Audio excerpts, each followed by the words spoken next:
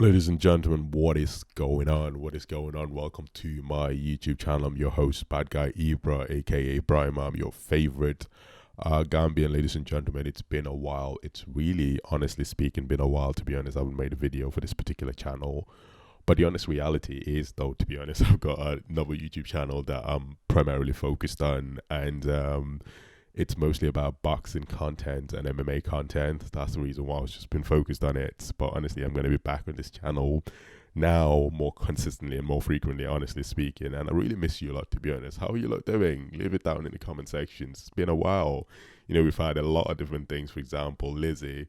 We've had different things like since I've been away. Lizzie passed away. We've had, I don't know, the cost of living crisis. We've got a lot of things going on in this world. You know what I mean? From when I was away from this YouTube channel, it's been like 6 months or something. But anyways, I appreciate your patience and your understanding. And let's get to this video, honestly. And obviously, if you're new to this channel, make sure to smash the like button down below. And make sure to comment and subscribe as well. And just leave your name and obviously what part of the world you're from and all of that. I really appreciate it. But let's get to this video. So this video is going to be about the economic benefits of marrying a black woman, honestly. And I mean, it might sound clickbaity because you might have people from other communities, like maybe the white communities, or people from like the Latino or Asian communities might look at this and go, well, maybe it might also be for them. But I'm talking about the economic benefits for black men marrying black women and having black children, all kept in the black community as opposed to marrying people from other communities. We all know interracial relationships statistically have been proven to be an economic disadvantage for black people as a community. And if you have successful black men like myself, obviously I'm not married outside my race, I wouldn't consider myself as being as economically successful or financially successful as I would want to be. But let's assume that I was. We generally tend to have a tendency of marrying outside our race. In fact, there's more black men out there who are married outside their race than all the other races put together in both Britain and America. Think about that. And obviously, statistics have also proven that black women are the last people to ever get married, but the first to ever get divorced.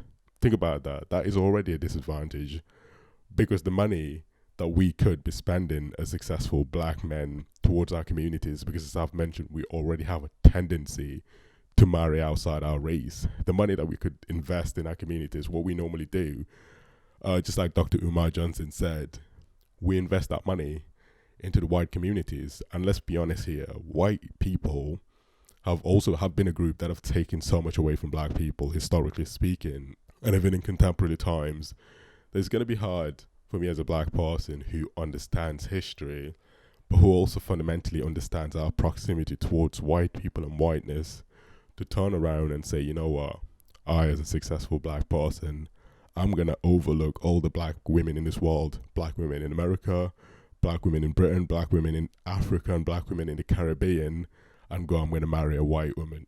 Wouldn't that be, honestly, number one, let me just clarify this.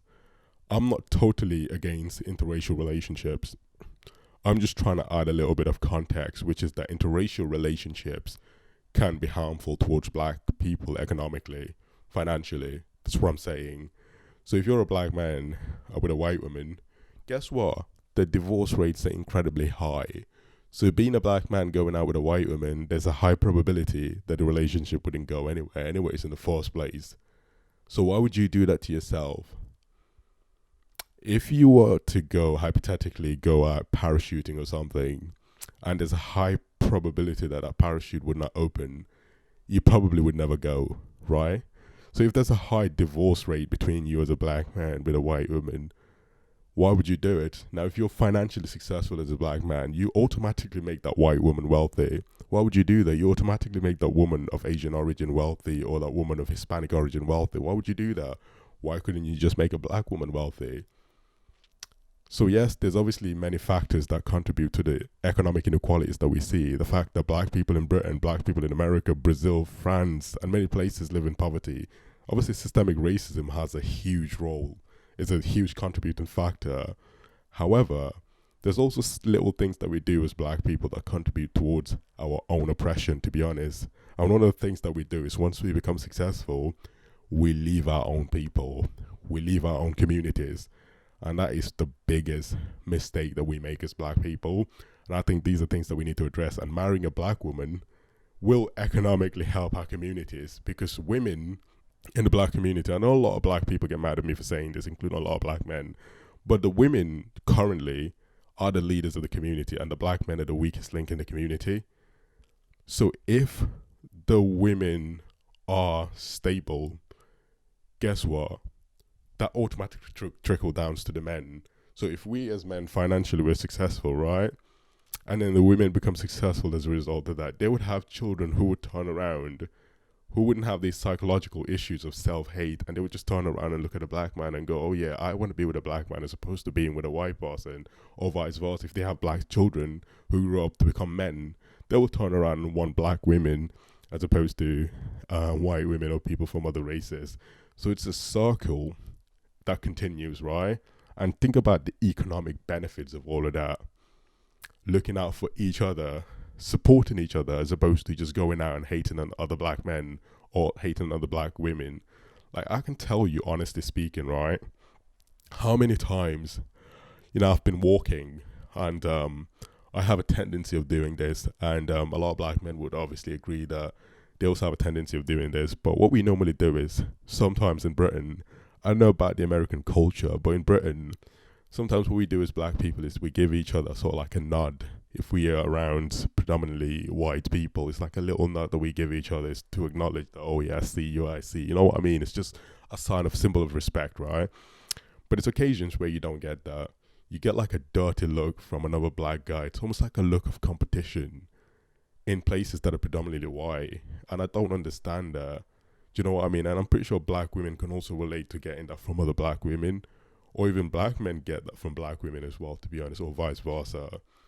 And I think we have to address these psychological issues, to be honest, before we ever try to tackle things like systemic racism. And community is the thing that we need to be focused on, ladies and gentlemen. Marriage, the economic advantages of marrying a black woman is immeasurable for black men, honestly speaking. Regardless of where you're in America, Africa, the Caribbean, or Britain, it doesn't matter. In France, it doesn't matter. We're all black people at the end of the day, and that's what we are. And we need to look out for each other. And there's nothing more intrinsically important to me, and I believe should be intrinsically important to other black people, than our identity as African people. Because if we lose our roots and our identity as African people, we're lost, ladies and gentlemen. We're done. We're toast. And marriage, we all know, is fundamentally important in African culture. My girlfriend's black. I've never been with any other race other than a black woman. And I am glad that that is the case, honestly. Think about the level of attraction. Think about the level of attractiveness, though it's not demonstrated by the media or the wider society that we live in, because it's predominantly a white-dominated society. But black women are just more attractive, to be honest. And again, it might be a bias that I hold because all the women I've been with have been black.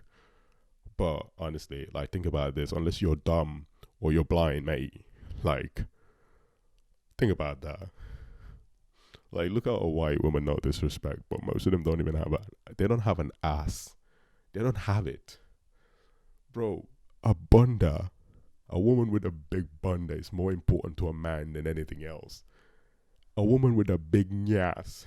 Black women have all the assets. A white woman would spend 10,000 hours in the gym to get something that a black woman has automatically, naturally. She goes to sleep, her bunda gets bigger. She wakes up, her bunda gets bigger. A white woman has to spend hours in the gym squatting like to get that bunda. It's a joke, isn't it, right, ladies and gentlemen? So obviously, I've laid down the economic advantages of black men marrying black women. I just want to see your views on it, to be honest. What do you think? Do you agree with it or not? Maybe I'm an idiot for saying that, but these are things that these are things that I, as a black guy, fundamentally believe. And just leave your comments down below. Make sure to like though and subscribe as well down below. Don't ignore that. That's gonna mean a lot to me, to be honest. And just be nice. I don't really expect anyone to be nice, to be honest. I think we can have respectful, healthy disagreements without anyone being disrespectful, to be honest. But, I'm ready to fight as well if someone's trying to piss me off. Do you understand that? Okay, that's a bit too far. Anyways, ladies and gentlemen, smash the like button down below, comment and subscribe with notification bells turned, and I'll see you later. Peace.